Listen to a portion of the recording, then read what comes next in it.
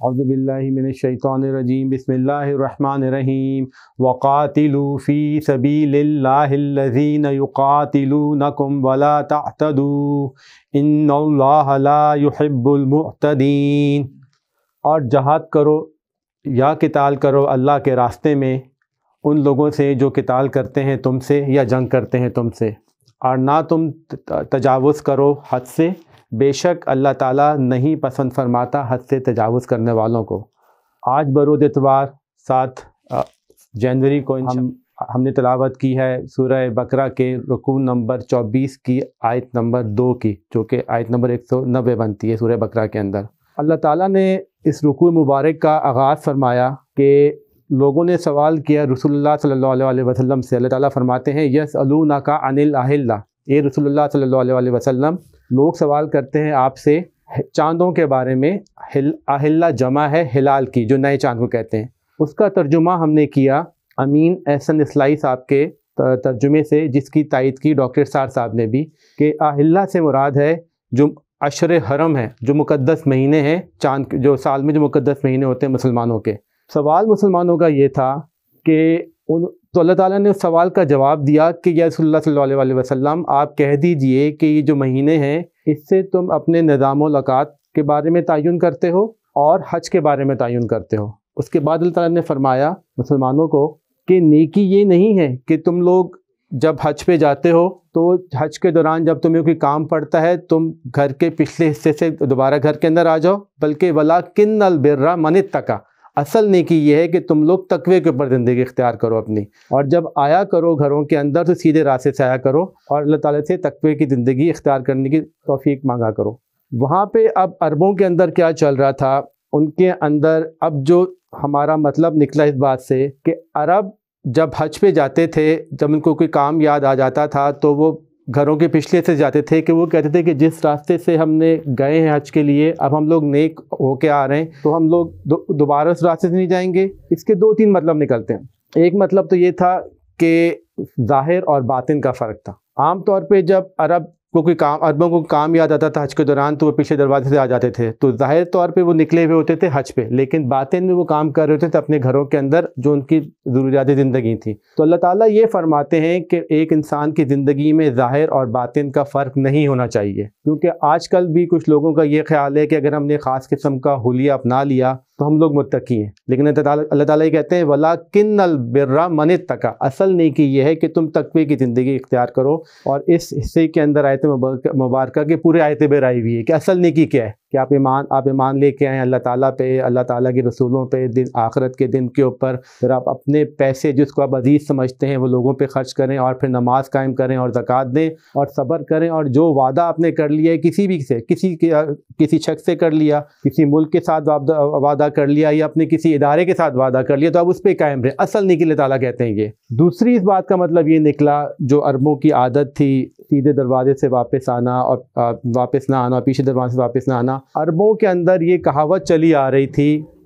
قرآن مجید کے نازل ہونے سے پہلے بھی، کہ وہ مثال دیتے تھے کہ جو کام ہم کرتے ہیں ہم سیدھے راستے سے کرتے ہیں۔ ایک شاعر تھا جس کے بارے میں لوگوں کو ایک خیال تھا کہ اس کی زندگی کے جو چلن پھرن ہے وہ ٹھیک نہیں ہے، تو اس نے ایک شعر کے اندر ایک مصرعے میں کہا اتیت معیشتی من ابوابیہ، میری زندگی کے جو سارے کام ہیں وہ سیدھے راستے سے ہوئے ہیں۔ اس نے لوگوں کو یہ بات بتانی چاہیے کیونکہ قرآن اللہ تعالیٰ نے ہمارے لیے آسان کر دی ہے، تو قرآن اسی زمانے کی مثالیں آگے لوگوں کو بھی بتاتا ہے۔ تو اس نے شاعر نے یہ بات بتانی چاہیے کہ میری زندگی کے سارے کام جو ہیں وہ سیدھے دروازے سے ہوتے ہیں، کہ میں ایک اچھا آدمی ہوں۔ تیسری بات اس بات میں اللہ تعالیٰ نے یہ سمجھایا، عربوں کے اندر یہ وہم تھا کہ اگر ہم حج کے درمیان سے آمنے سامنے کے دروازوں سے واپس آئیں گے تو کوئی خرابی نہ ہو جائے ہمارے اندر، توہم پرستی پائی جاتی تھی۔ تو اللہ تعالیٰ نے یہ بھی بتایا کہ جو توہم پرستی ہے یہ بھی ٹھیک نہیں ہے۔ آج کل کے جدید معاشرے کے اندر بھی توہم پرستی پائی جاتی ہے۔ جو لوگ جانتے ہیں امریکہ اور یورپ کے بارے میں کہ وہاں پہ اگر کوئی انسان بلڈنگ میں جائے تو وہاں پہ 13واں فلور نہیں ہوتا،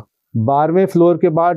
ڈائریکٹلی 14 فلور آ جاتا ہے، 13واں فلور وہ لوگ نہیں رکھتے۔ وہ یہ کہتے ہیں کہ 13واں نمبر شیطان کا نمبر ہے۔ نیو یارک کے اندر ایک جگہ ہے مینہٹن، جو کہ دنیا کا معاشی کیپٹل ہے، وہاں پہ عام طور پہ کچھ لوگ ایسے سودا کرتے ہیں کہ صبح صبح جاتے ہیں پامسٹ کے پاس، اسے ہاتھ دکھاتے ہیں کہ کہتے ہیں کہ میں یہ ڈیل کروں کہ نہ کروں، آج کورا نکالتے ہیں۔ آج کل بھی معاشرے کے اندر توہم پرستی پائی جاتی ہے، تو اس زمانے میں بھی معاشرے کے اندر توہم پرستی پائی جاتی تھی۔ اللہ تعالیٰ کہتے ہیں کہ اصل تقویٰ اصل نیکی یہ ہے کہ آپ اللہ تعالیٰ کے احکامات کو مانیں اور ان چیزوں میں نہ پڑیں۔ اس کے بعد اس سوال کا کچھ جواب یسألونک عن الأحلہ کا جواب اللہ تعالیٰ نے اسی آیت مبارکہ میں دے دیا، لیکن اس سوال کے پیچھے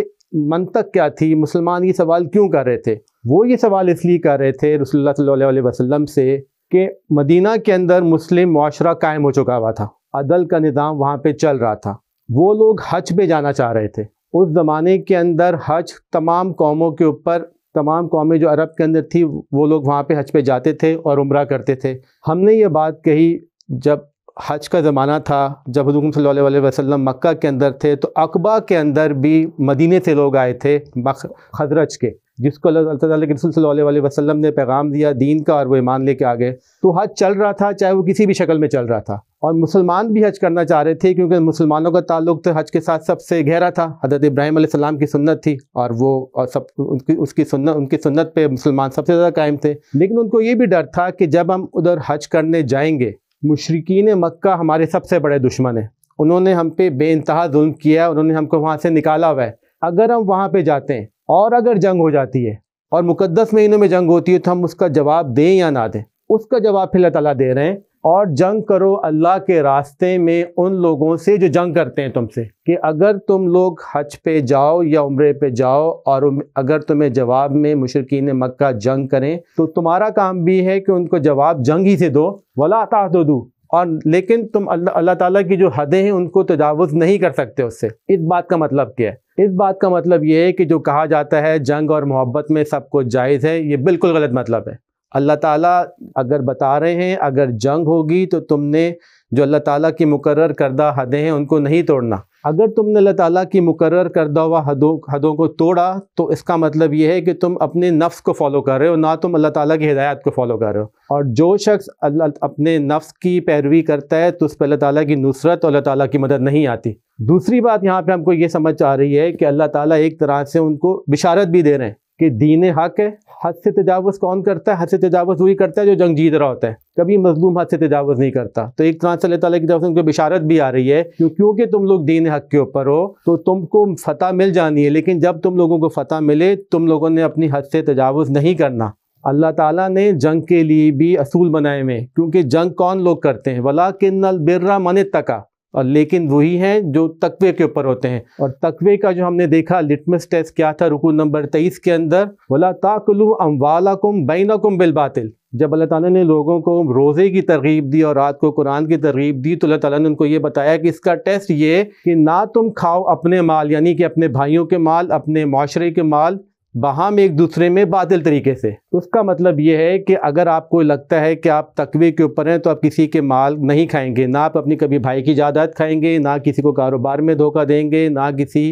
کے ساتھ کوئی فراڈ کریں گے، کسی بھی قسم کا، چاہے وہ انشورنس کا فراڈ ہو یا کسی قسم کا فراڈ۔ یہ ہے تقوی۔ اگر آپ معاشی طور پہ لوگوں کو دھوکہ نہیں دے رہے تو یہ تقوی کی ایک مثال ہے جس کو اللہ تعالیٰ فرما رہے ہیں۔ اور پھر اللہ تعالیٰ حکم دے رہے ہیں ان لوگوں کو جو متقین ہیں جہاد کا۔ آج کل ہم کیا دیکھتے ہیں مسلم معاشرے کے اندر کہ ہم نے اپنے ورژن بنا لیے جہاد کے۔ ایک شخص اگر ایک منظم مسلم معاشرہ بنا ہوا ہے، جہاد صرف ایک منظم مسلم معاشرے کے اندر ہی ہو سکتا ہے، لیکن ہم نے دیکھا کئی مسلم ممالک کی آرمی کے اندر بہت سے لوگ ایسے ہیں جو آرمی میں یا عدلیہ کے اندر کسی طرح سے کہ جن کی زندگی تقوی پہ نہیں گزر رہی، فراڈ چل رہا ہے، جھوٹ بول رہے ہیں، مخصوص قسم کے نشوں کے اندر مبتلا ہیں، تو وہ شخص کیا جہاد کرے گا جو جہاد اکبر کے اندر فیل ہو رہا ہو؟ وہ کیسے قتال کر سکتا ہے؟ ہم لوگوں کو اس بات کو سمجھنا چاہیے۔ دوسری بات، سورہ انفال میں اللہ تعالیٰ نے فرمایا اگر تم کسی کے ساتھ کسی معاہدے کے اندر مبتلا ہو، چاہے وہ کافر ہی کیوں نہ ہو، تم کو وہ معاہدہ پہلے توڑنا ہے، اس کے بعد اللہ اعلان کہنا ہے کہ میں تمہارے ساتھ جنگ کرنا چاہتا ہوں۔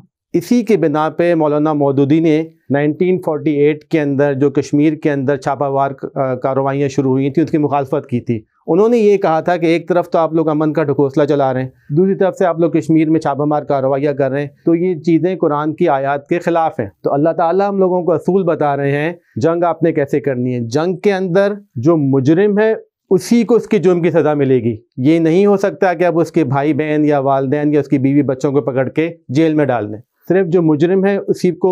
سزا ملے گی۔ مسلم معاشرے کے اندر جو لونڈیاں جنگ میں قبضے میں آتی تھیں وہ بھی صرف وہی خواتین تھیں جو اپنے مردوں کے ساتھ شانہ بشانہ جنگ کر رہی ہوتی تھیں۔ لیکن ان کی ٹریٹمنٹ کیسی تھی؟ ان کو وہی کھانا کھلایا جاتا تھا جو مسلم معاشرے کے اندر مسلمان فوجی کھاتے تھے، اور ان کو نکاح کی ترغیب دی جاتی تھی کہ ان کے ساتھ نکاح کر لو، کیونکہ جنگ کا ہرگز یہ مطلب نہیں ہے کہ آپ اپنی اخلاقی اقدار کو تباہ کر دیں۔ ایک مومن کے لیے سب سے ضروری چیز اس کی اخلاقیات ہیں، جس کا اللہ تعالیٰ ہم کو درس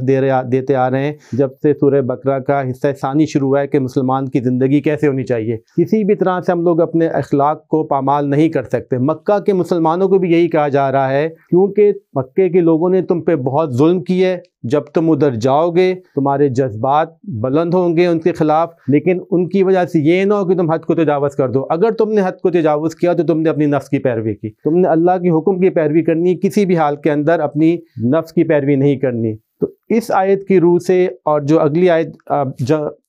قتال کی آئیں گی، اس سے ہمیں پتہ چلتا ہے کہ جنگ جو ہوگی وہ علی الاعلان ہوتی ہے مسلم معاشرے کے اندر۔ آپ کسی بھی شہری کو بغیر کسی وجہ سے قتل نہیں کر سکتے، کوئی دھماکہ کسی غیر مسلم شہر یا ملک میں نہیں ہو سکتا، کوئی چھاپہ مار کارروائیاں نہیں ہونی چاہیے، اور جو بھی کام کرنا ہے کسی کو آپ نے دھوکہ دے کے نہیں کرنا، علی الاعلان کرنا ہے کہ اللہ تعالیٰ کا حکم آ گیا ہے، تم نے میری بات نہیں مانی ہے، آپ کے پاس اتنا ٹائم ہے، اس کے حساب سے ہم آپ سے جنگ کرنے کے لیے تیار ہیں۔ اگر کوئی مسلمان معاشرہ ان چیزوں کے لیے ریڈی ہے، اس میں اتنی طاقت ہے، استطاعت ہے، تو اللہ تعالیٰ فرماتے ہیں کہ اللہ تعالیٰ کا دین کو نافذ کرو۔ کیونکہ وجہ کیا تھی؟ اس آیت مبارکہ کی رسول اللہ صلی اللہ علیہ وسلم کی جو بعثت تھی، اس کا مطلب یہ تھا کہ رسول اللہ صلی اللہ علیہ وسلم اللہ کے دین کو نافذ کریں، اور جو مکہ تھا وہ اللہ کی سب سے جو پہلی مسجد تھی حضرت آدم علیہ السلام نے بنائی، وہ مکہ کے اندر ہی تھی، تو مکہ گڑھ ہے اسلام کا۔ تو بعثت کا مطلب یہ تھا، مقصد یہ تھا کہ اللہ تعالیٰ کا دین نافذ ہو، تو دین کی جو نافذ کی جو ابتدا ہونی تھی وہ نہیں تھی مکہ سے۔ تو مسلمان یہ چاہ رہے تھے کہ مکے میں جائیں، وہاں پہ حج کریں، لیکن حج کے درمیان کافروں سے جنگ ہوئی تو اللہ تعالیٰ نے حکم دیا کہ تم جنگ کر سکتے ہو اور اللہ تعالیٰ کے دین کو نافذ کرو، لیکن آپ کسی بھی صورتحال کے اندر اللہ تعالیٰ کے جو بنائے ہوئے اصول ہیں ان کو نہیں توڑ سکتے، کیونکہ مسلم معاشرے کے اندر جنگ متقی لوگ کرتے ہیں، اور متقی لوگ کبھی بھی اللہ تعالیٰ کے اصولوں کو نہیں توڑ سکتے، کیونکہ جنگ ایک معاشرے کے اندر ایک مسلمان کی چوٹی ہے کہ وہ اللہ تعالیٰ کے لیے اپنی جان دے دے، تو وہ کیسے توڑ سکتا ہے اللہ تعالیٰ کے تقوی کو؟ تو یہ چیزیں ہم لوگوں کو آج سمجھنی چاہیے، ہمارے علماء کرام ہم کو سمجھائیں، اور یہ بات معاشرے کے اندر قائم ہو کہ جنگ کے بھی اصول ہیں اور محبت کے بھی اصول ہیں، اور وہ وہی اصول ہیں جو اللہ تعالیٰ نے مرتب کیے ہیں۔ صدق اللہ العظیم، جزاک اللہ۔